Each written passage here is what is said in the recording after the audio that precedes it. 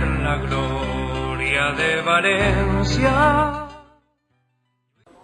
Bueno, es una eliminatoria para nosotros muy deseada porque nos enfrentamos uno de los dos mejores equipos en la liga y también uno de los mejores en Europa, con un equipo que está en clara ascendencia hacia arriba, que está jugando mucho mejor cuando se acerca en momentos importantes, y yo creo que este año hemos demostrado de que podemos competir con ellos y esto tenemos que demostrar en el campo.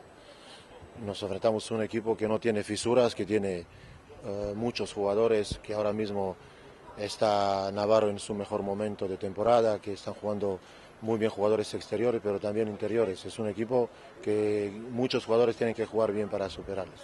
Bueno, yo creo que durante todo el año teníamos muchos problemas físicos y nunca nos hemos acusado en exceso esto. Esto hay que olvidarse y jugar mejor posible con jugadores que están bien. Yo creo que todos van a querer participar y dar mejor posible y nada más. No podemos lamentar demasiado.